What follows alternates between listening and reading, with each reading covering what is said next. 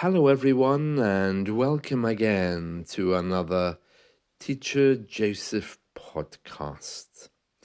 To marry beneath you is today's idiom, and that's when someone chooses to marry a person who's from a different social class.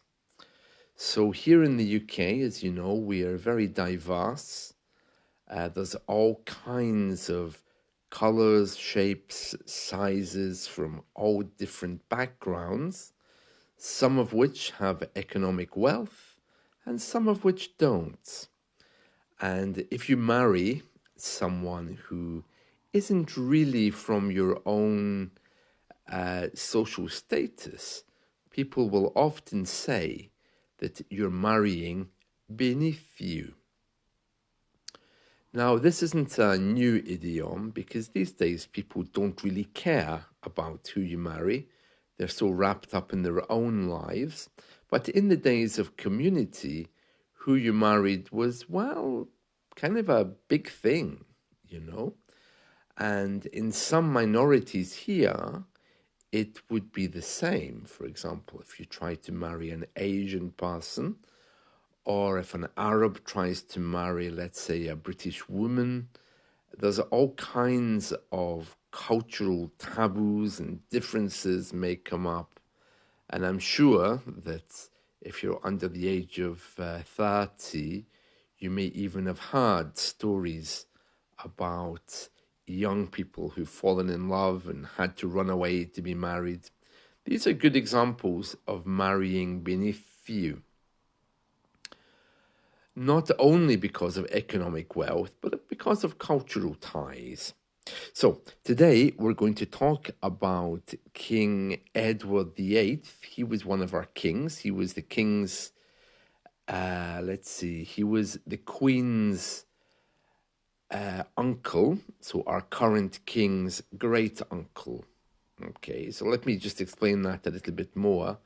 King Edward VIII was the brother of the Queen's father. Okay, so it was the Queen's uncle. That's our current king's great uncle. Okay, and he was king for almost a year, and he had an American girlfriend called Wallis Simpson. And of course, there was no way he was going to get to marry her because he was told, "You're marrying beneath you." It's interesting that this idiom doesn't use the reflexive to marry beneath yourself. Isn't that a bit strange? You'd think it would be, but no, the idiom is to marry beneath you. Okay.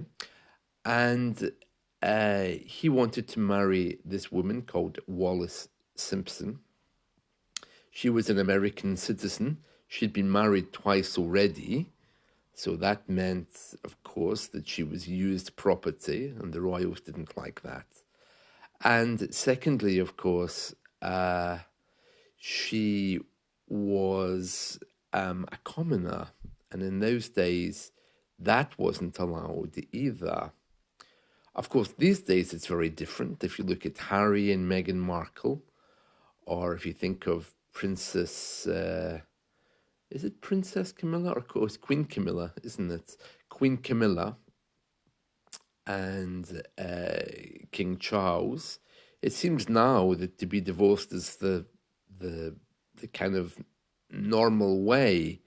I think Camilla was divorced once. Charles was divorced as well.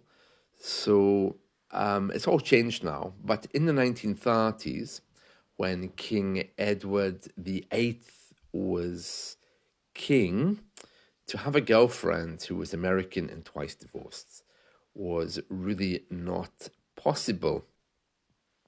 So he had to resign. So on December 10th, 1936, he gave a big speech. He said, "A few hours I discharged my last duty as king and emperor, and now that I have been succeeded by my brother," that's the Queen's father, "my first words must be to declare my allegiance to him, and this I do with all my heart." And then he goes on to say, "You must believe me when I tell you that I have found it impossible to carry the heavy burden of responsibility and to discharge my duties as king as I would wish to do without the help and support of the woman I love. Okay, so he's referring there, of course, to his girlfriend, Wallis Simpson, and he basically quit being king in order to marry Wallis. And then they moved to France together and lived there for the rest of their lives in complete secrecy. So no one really bothered with them. They weren't in the UK anymore, and they had quite a nice private life. I don't know what he did. I don't know what he worked at after he left the UK, but I know that she loved jewellery and she was quite the fashion icon. And I remember her death in the 1990s. She was quite a well-known figure here. Yes, and then the British king, the Queen's father, he he became king, and then of course it passed to our Queen, and then to her son, King Charles. So that's the story of a forbidden love, when he tried to marry beneath himself with Wallis Simpson. Yeah. So very interesting indeed. So here in the UK, to marry beneath you is considered when you marry outside of your social circle or your economic circle, and you kind of sacrifice your class. Now you might think it's not really a big issue now. Oh, but it is. Oh, but it is. If you ask anyone here in the UK, many of us have gone through major objections from our families because of the choice of partner we've made. That might be because of the person's wealth, status, skin color, gender. It could be anything. But when anyone goes to get married, there's often comments, especially in a society like this, because in the UK now, to be white and middle class, that's maybe something of our history. But these days, when you go to get married, it could well be the person is not historically British. And I think when families become aware of that, there's often questions. And that's when this idiom comes out. Oh, you're marrying beneath you. So yes, you're marrying beneath you. That's the idiom of today. And that's a little introduction as well into Wallis Simpson and Edward the Eighth, who abdicated from the throne to be with the woman he loves.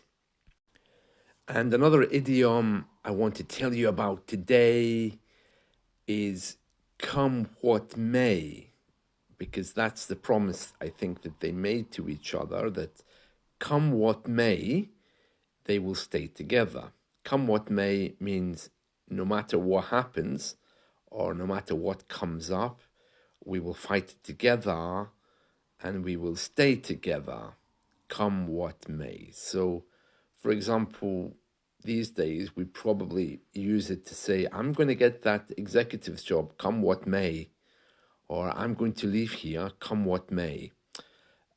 Come what may, I am absolutely determined that this time next year I will have turned my life around. Come what may. Okay, so that's another suitable idiom of today. There's always been many conspiracy theories about Edward VIII.